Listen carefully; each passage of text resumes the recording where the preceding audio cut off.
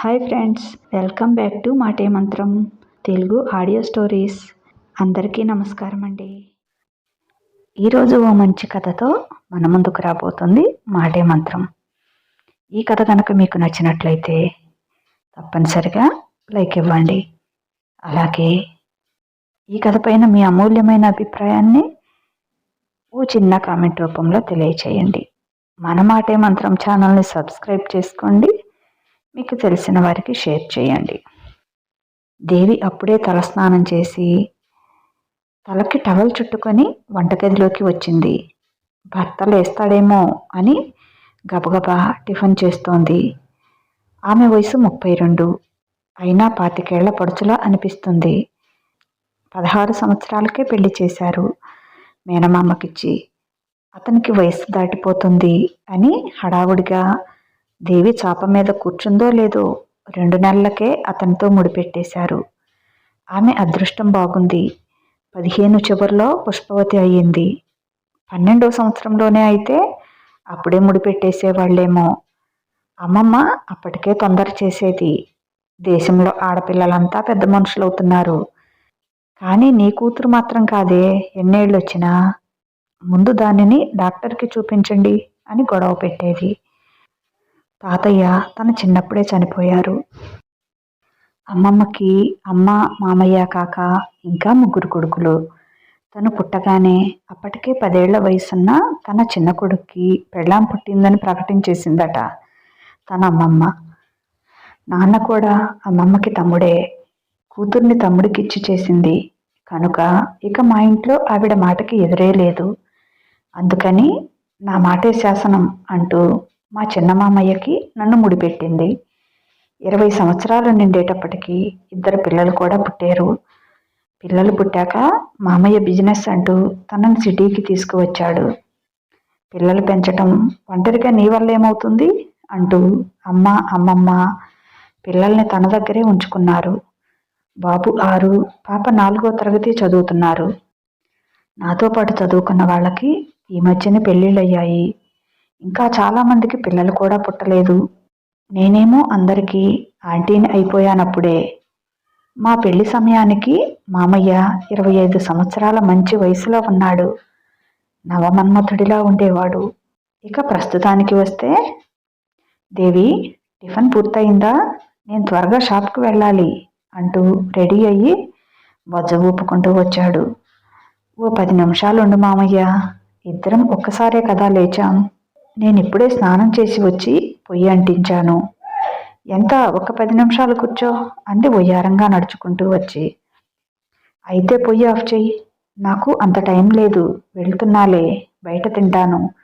షాపులో కుర్రవాడితో నీకు కూడా పంపిస్తాను అంటూ తన బొగ్గ మీద చిటిక వేసి తన వైపు కూడా సరిగ్గా చూడకుండా హడావుడిగా వెళ్ళిపోయాడు.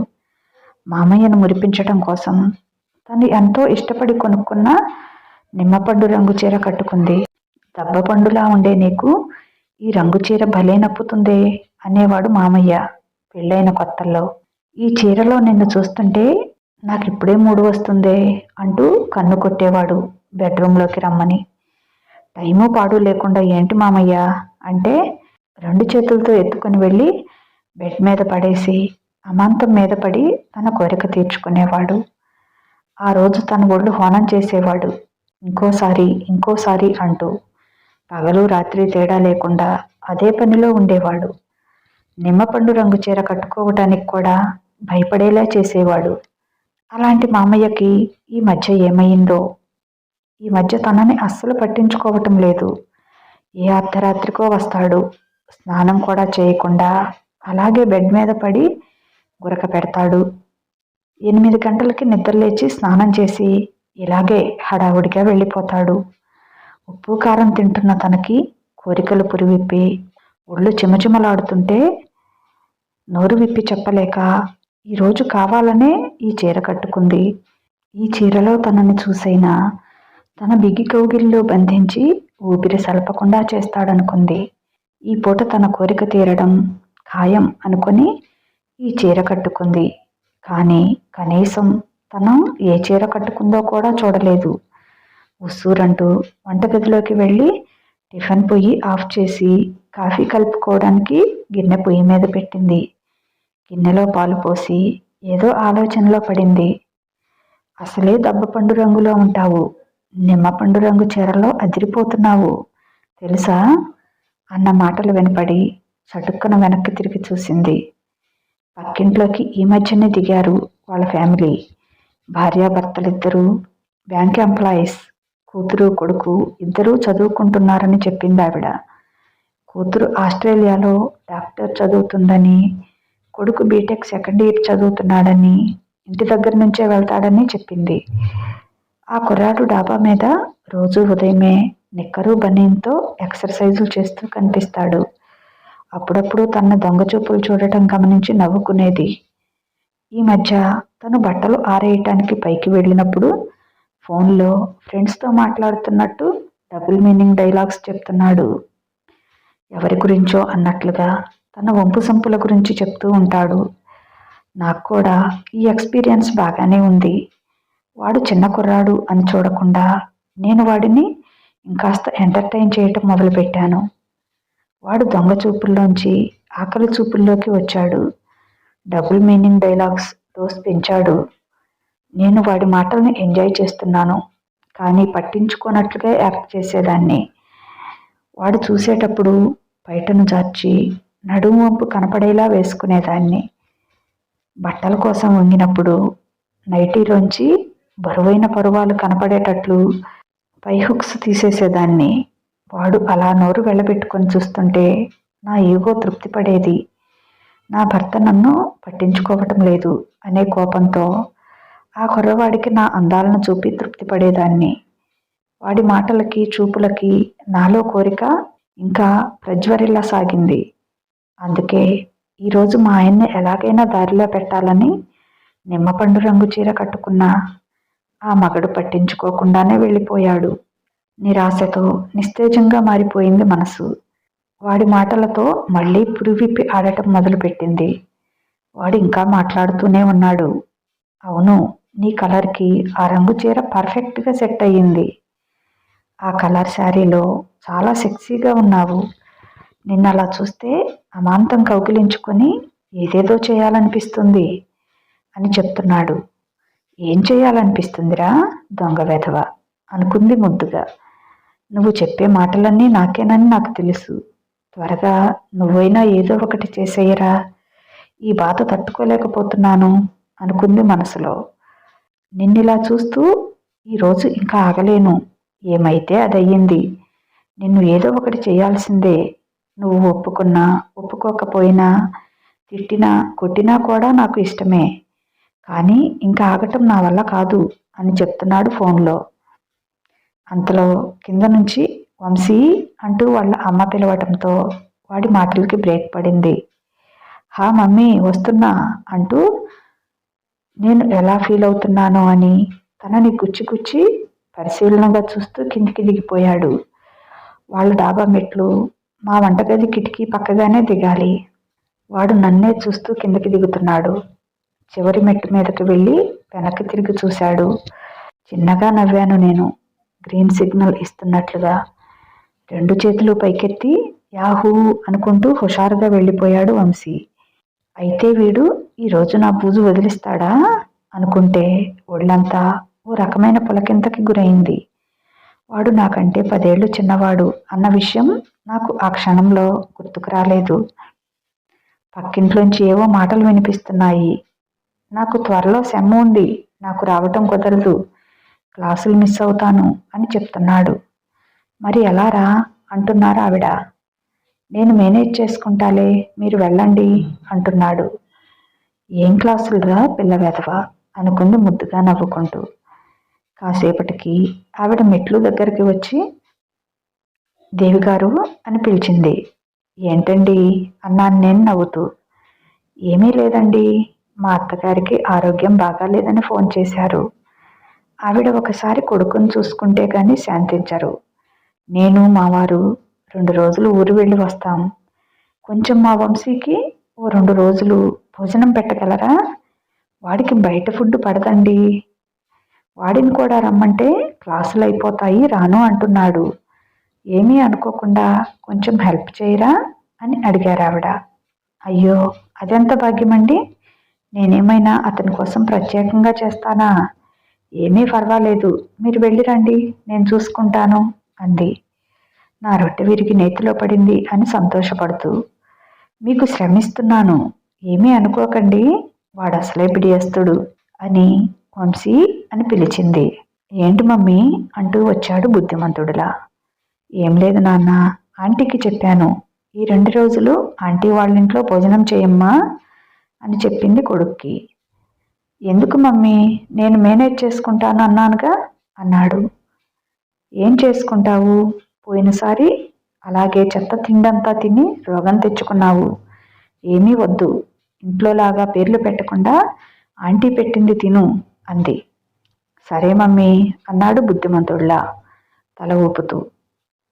ఓరి దొంగరాస్కెల్, మస్తు షేడ్స్ ఉన్నాయిరా నీలో అనుకుంది మనసులో దేవి. పనమ్మాయిని పంపించి చికెన్ తెప్పించింది, దమ్ బిర్యానీ చేసింది. వంట పూర్తి కాగానే వంశీకి ఫోన్ చేసింది. ఆకలి వేయడం లేదా అని. చాలా ఆకలి వేస్తుందాంటీ అన్నాడు. మరి ఇక్కడికి వస్తేనే కదా ఆకలి తీరేది, అక్కడే ఉంటే ఎలా తీరుతుంది ఆకలి అంది ఒత్తి పలుకుతూ. తను కూడా డబుల్ మీనింగ్తో. నిజంగా నా ఆకలి తీరుస్తానంటే ఎందుకు రాను, ఇప్పుడే వస్తున్నానంటీ, వచ్చాక మాట మార్చకూడదు అన్నాడు. ముందు రారా అంది. వెంటనే లేచి దేవి ఇంటికి వచ్చాడు. షార్టు టీషర్ట్తోనే ఉన్నాడు. తలుపు తట్టపోతే తీసే ఉంది. లోపలికి వచ్చాడు. ధైర్యంగా లోపలికైతే వచ్చాడు, కానీ ఏదో తత్తరపాటు. ఆంటీ అని పిలిచాడు. ఎక్కడా కనిపించలేదు. రమ్మని ఎక్కడికి వెళ్ళింది అనుకుంటూ హాలు కిచెను అంతా చూశాడు. బెడ్రూమ్ తలుపు తెరిచాడు. ఆమె ఎక్కడా కనిపించలేదు. వెనుతిరగబోతుండగా బాత్రూమ్ నుంచి నీళ్ల శబ్దం వినిపించింది. అయితే స్నానం చేస్తుందన్నమాట అనుకున్నాడు. వెంటనే డోర్ తీసిన శబ్దం వినిపించి వెనక్కి తిరిగాడు. దేవి టవల్ చుట్టుకుని ఉంది. ఆమె పై అందాలు దానిలోంచి ఉబికి పైకి కనిపిస్తున్నాయి. చాలని టవల్లోంచి ఆమె నున్నటి అరటిపోదల్లాంటి తొడలు వాణ్ణి రమ్మని పిలుస్తున్నట్లున్నాయి. నోరు తెరుచుకొని నిలువు గుడ్లు వేసుకొని చూస్తున్నాడు. ఏంట్రా, నేరుగా బెడ్రూమ్లోకి వచ్చావు అంది వాడి దగ్గరకు వచ్చి ఆనుకొని నుంచుంటూ. ఆమె అందాలను అంత దగ్గరగా చూసి వాడికి గొంతు తడారిపోతుంది. ఏం చేయాలో అర్థం కాలేదు. ఫోన్ మూవీస్లో చూడటమే కానీ ఇంతవరకు ఎప్పుడూ స్వయంగా ఆడదాన్ని ఇలా చూసింది లేదు. వాడికి అంత వయసు లేదు. కాళ్ళు చేతులు వణుకుతున్నాయి. వాడి పరిస్థితి అర్థమైంది దేవికి. ఇంకా తన తనువు తాపం తీరాలంటే తానే ముందడుగు వేయాలి, తప్పదు అనుకుంది. ఒరే వంశీ, వీపు మీద ఏదో పారాడుతుంది చూడరా అంటూ వెనుతిరిగింది. ఎక్కడా అన్నాడు వీపు మీద చెయ్యేసి నిమురుతూ.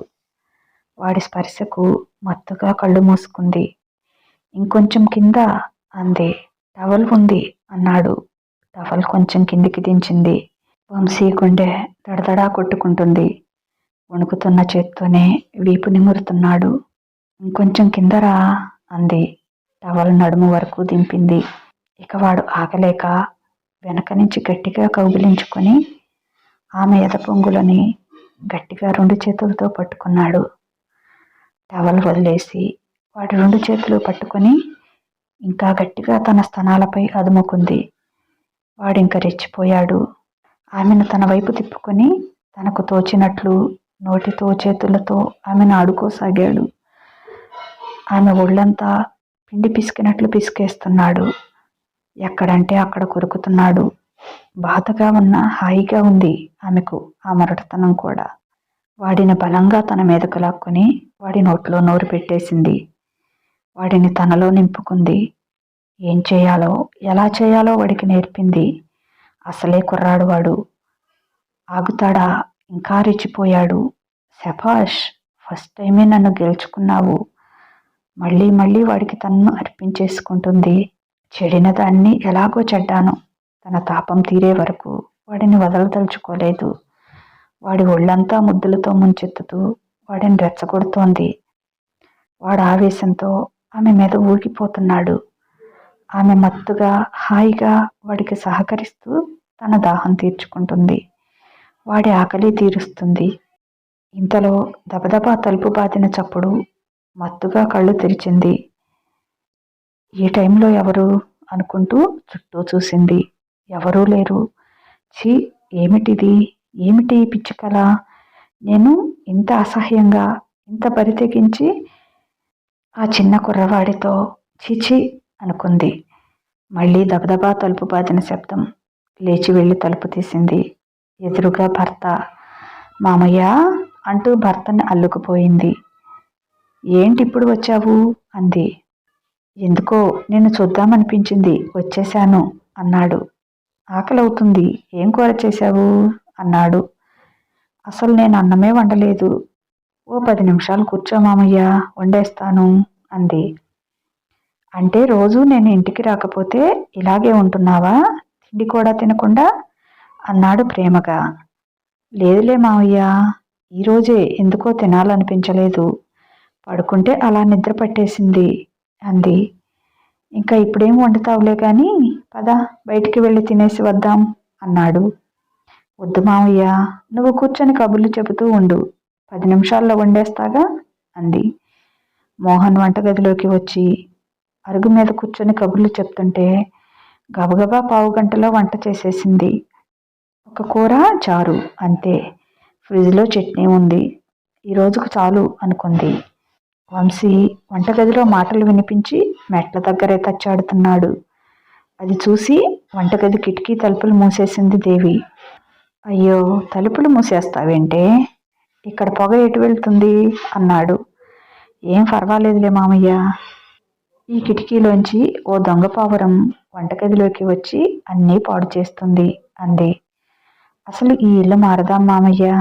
ఈ ఇల్లేంటో నాకు అస్సలు నచ్చటం లేదు. నీకు కూడా షాప్కి బాగా దూరం అవుతుంది. అంత దూరం నుంచి నువ్వు వచ్చేటప్పటికి అర్ధరాత్రి అవుతుంది. షాపు దగ్గరలో ఎక్కడైనా ఇల్లు చూడు. మామయ్య. నేను కూడా ఏమీ తోచనప్పుడు వచ్చి షాప్లో కూర్చుంటాను. ఒక్కదానికి ఇంట్లో చాలా బోరుగా ఉంటుంది అంది. ఈ బిజినెస్ పనులన్నీ నీకెందుకమ్మా? ఆ కష్టాలేవో నేనే పడతాను. నువ్వు హాయిగా ఇంట్లో ఉండు. నువ్వు కష్టపడితే నేను చూడలేను అన్నాడు. మామయ్యకి నేనంటే ఎంత ఇష్టం. నన్ను చిన్నపిల్లలా చూస్తాడు. కానీ నా మనసు ఎంత చెత్తగా ఆలోచించింది. కేవలం ఒంటి సుఖం కోసం మామయ్యకి ద్రోహం చేయబోయాను. నా అంత పాపాత్మరాలు ఎక్కడా ఉండదు అనుకుని బాధపడింది. మామయ్య, నేను 2 రోజులు ఊరు వెళ్ళి వస్తాను. పిల్లల్ని చూడాలనిపిస్తుంది అంది.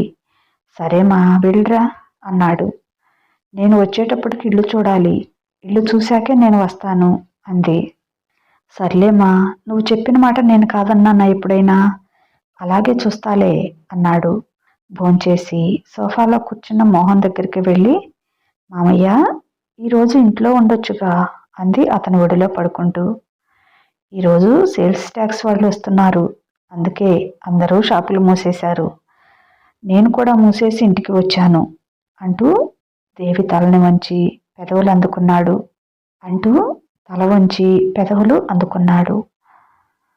అయినా నువ్వు తలుపులు వేసుకుని లోపల కూర్చొని మరీ అమ్ముతావుగా అంది.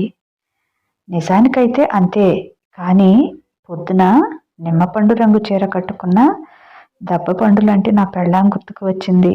అందుకే షాప్ మూసేసి వచ్చేశాను అన్నాడు. మామయ్య అంటూ కొత్త పెళ్లి కూతురులా సిగ్గుపడుతూ అతన్ని అల్లుకుపోయింది.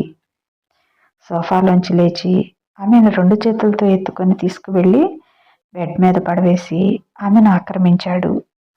తృప్తిగా అతని కళ్ళల్లోకి చూస్తూ మామయ్యని కౌగిలించుకొని అతని గుండెలపై తలవాల్చి అలాగే ఉండిపోయింది. మామయ్య, ఒకవేళ నేను ఏదైనా తప్పు చేస్తే నన్ను క్షమించు మామయ్య అంది. నా బంగారం ఎప్పుడూ తప్పు చేయదు, తప్పుడు ఆలోచనలు కూడా చేయదు. అలాంటి అవసరమే ఎప్పుడూ రాదు అన్నాడు. అతన్ని కౌగిలించుకొని గట్టిగా ఏడ్చింది, అసలు విషయం చెప్పలేక. మరుసటి రోజు ఊరు వెళ్ళింది. 10 రోజులకు ఇల్లు దొరికింది. సామాన్ కూడా షిఫ్ట్ చేశాను అని ఫోన్ చేశాడు మోహన్. పిల్లలకి సమ్మర్ హాలిడేస్ ఇస్తున్నారు, 4 రోజులాగి వాళ్ళని కూడా తీసుకుని వస్తాను అంది. పిల్లలకు సెలవులు ఇచ్చాక వాళ్ళని తీసుకొని వచ్చింది. కొత్త ఇంట్లోకి వచ్చాక కొత్త నిర్ణయాలు చాలా తీసుకుంది. పని మనిషిని మాన్పించేసింది. ఇంటి పని, వంట పని, పిల్లల పని అంతా తానే చూసుకోసాగింది. ఇక్కడ కూడా పక్కింటి డాబా పైన ఓ కుర్రాడు ఆశగా తన అందాలను చూస్తున్నాడు. తను అసలు అతన్ని పట్టించుకోలేదు. వాడు 4 రోజులు చూశాడు. ఇది మనకి వర్కౌట్ అవటం లేదు అనుకొని వెనకింటి ఆంటీ వైపు చూడసాగాడు.